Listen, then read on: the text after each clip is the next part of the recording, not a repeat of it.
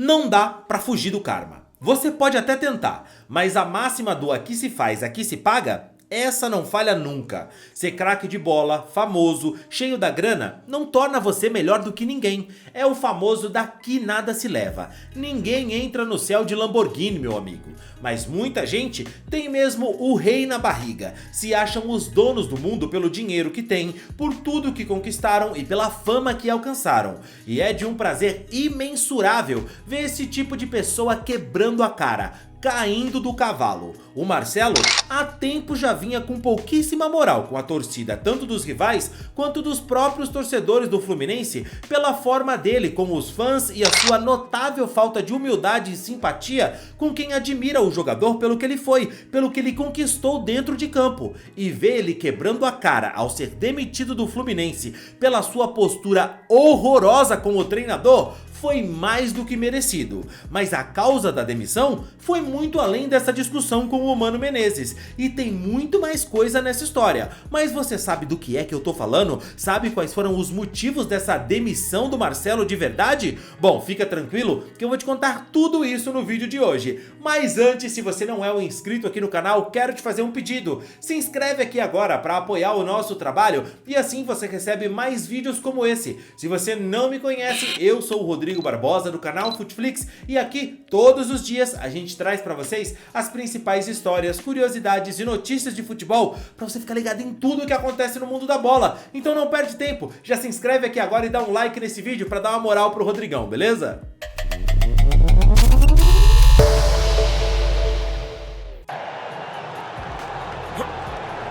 Tu acha que isso é normal? Porque não é não. Não. Sai.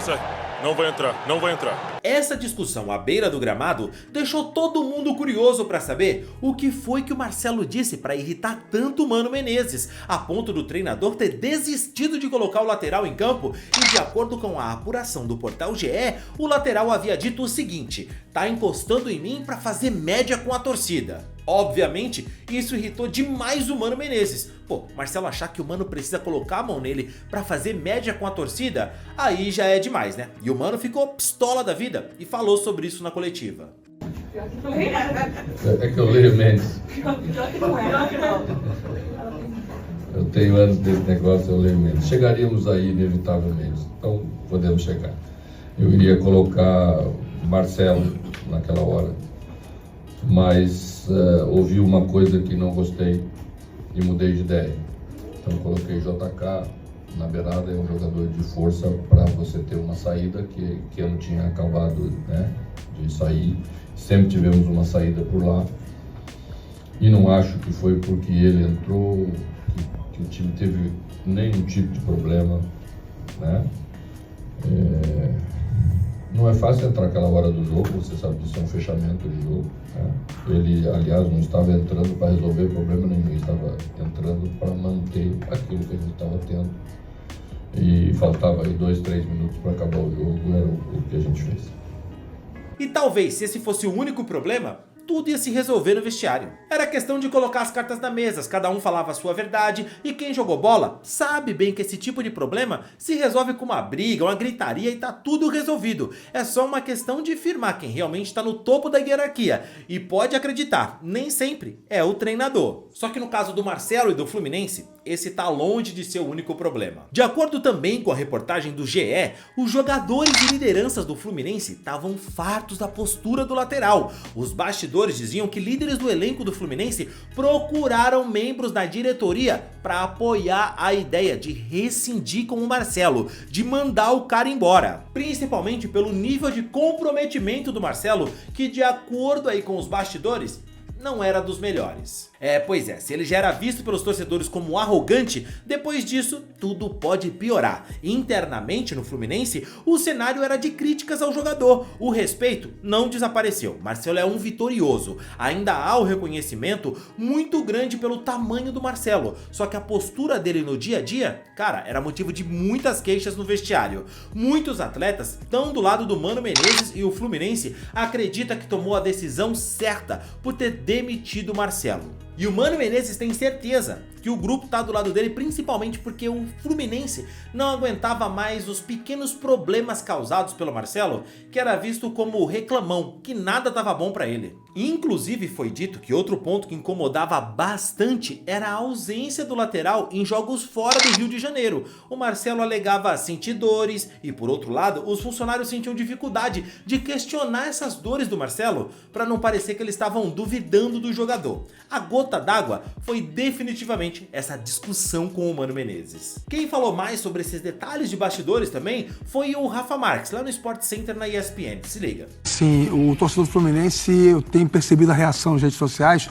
ele está muito mais aliviado, muito mais, digamos, certo de que foi o melhor para o clube essa saída do Marcelo, do que propriamente lamentando pelo fato de ser um ídolo, alguém identificado com a torcida do Fluminense. Embora tenha jogado muito pouco antes de ir para a Europa, mas claro, quando volta o Fluminense ganha o Carioca, ganha a Libertadores, ganha a Recopa e isso também ajuda a eternizar o nome dele também como atleta profissional. A verdade é que a gente conversou com várias pessoas ao longo do dia, essa nota oficial do Fluminense é uma nota singela, respeitosa, mas ela é incompleta jornalisticamente, né? Sim. A gente precisa ir mais a fundo quando está diante de um fato como esse. E foi o que a gente fez hoje. Eu mantive contato com algumas pessoas, o Luciano Borges também, o Thiago D'Amaral também, a matéria assinada pelos três no site da ESPN. E eu conversei com pessoas que estão próximas do dia a dia do futebol do Fluminense e os relatos sobre o comportamento do Marcelo são assombrosos, eu diria. De maus tratos a funcionários do clube, de problemas de relacionamento com atletas do elenco. Agora, mais tarde, um dos sites especializados em cobertura do Fluminense divulgou uma lista de relacionamentos internos do Marcelo no elenco do Fluminense e só tinha bons contatos com 2 jogadores. O restante era só colega de trabalho e ele teve problemas com basicamente todo mundo. Soube também que ele chegou a dizer, em alguns momentos, para jogadores mais jovens do elenco do Fluminense, que eles não deveriam ficar muito preocupados com treinamento físico, porque isso não era tão importante assim. Se eles fossem talentosos, isso seria suficiente. Mas o principal dele nem foi isso, né? Foi o quanto ele se colocou de uma maneira inadequada na relação com o comando, com o primeiro Fernando Diniz, depois o Marcão em algum momento, depois o Mano Menezes, sempre medindo forças veladamente. As ações do Marcelo quase sempre foram em bastidores, nunca foram as claras. Então ele era notadamente um foco difícil, um foco complexo dentro do elenco do Fluminense. Então ele já tinha um problema com o Mano Menezes também, Rafael? Esse problema com o Mano, na verdade, que chegou a ser relatado, é porque teve lá uma situação de 2011, quando o Mano era técnico da seleção, mas isso...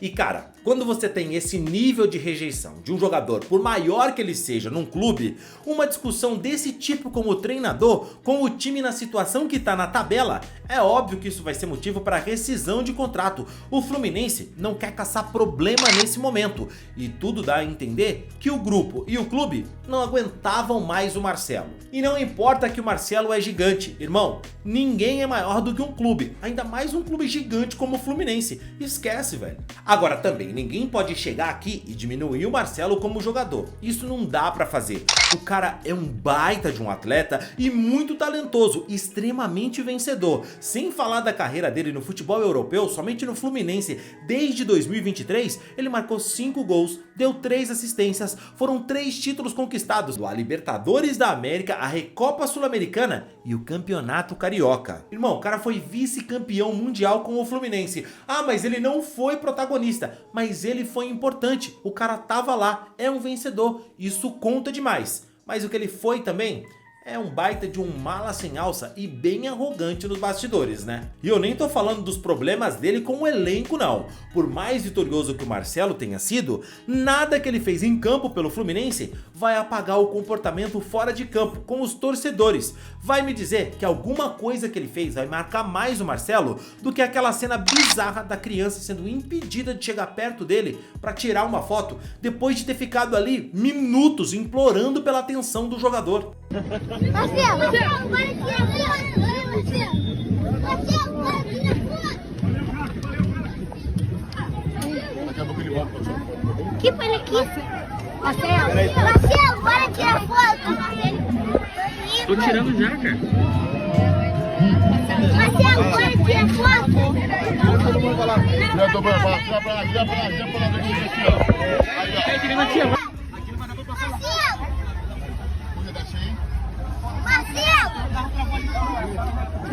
Marcelo, vamos tirar o jogo.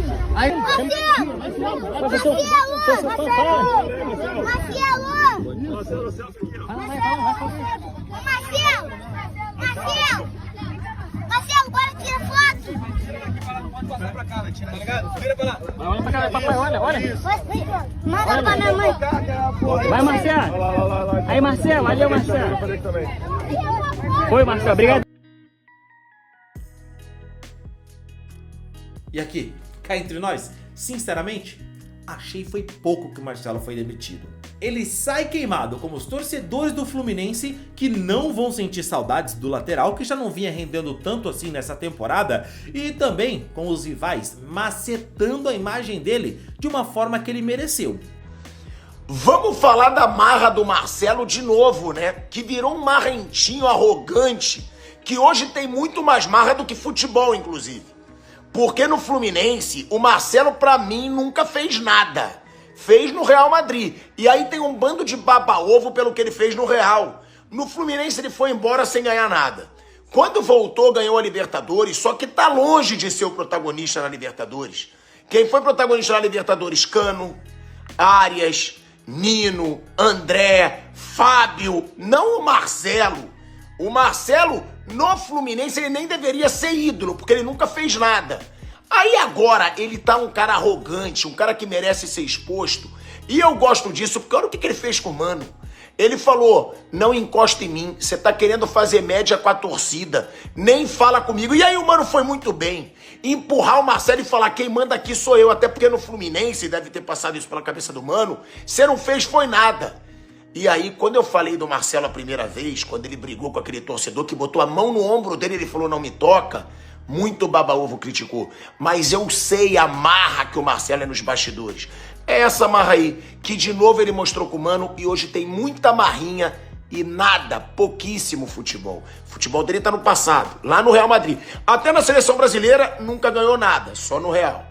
O Marcelo, pro futebol, em campo, com a bola, é gigante. Só que aqui no Brasil, o que mais faltou a ele foi entender que ele não é maior do que ninguém pelo que ele conquistou ou pelo que ele tem de bens materiais. A gente admira muita gente pelo que eles fizeram na bola, mas sem humildade, jogadores não passam de fotos em cartazes. O ídolo mesmo é alguém que tem uma postura que vai além dos gramados. E nesse ponto, o Marcelo foi pra lá de decepcionante. Mas e você? O que achou? É motivo para demissão de um jogador essa postura? Você considera o Marcelo um ídolo ainda? E agora livre no mercado? Tem vaga no seu time? Pra mim, o Marcelo já tá aposentado tem alguns anos, tá? Mas deixa aqui nos comentários, quero saber a sua opinião e não esquece do like no vídeo. Eu fico por aqui, te vejo no próximo vídeo, valeu e tchau, tchau!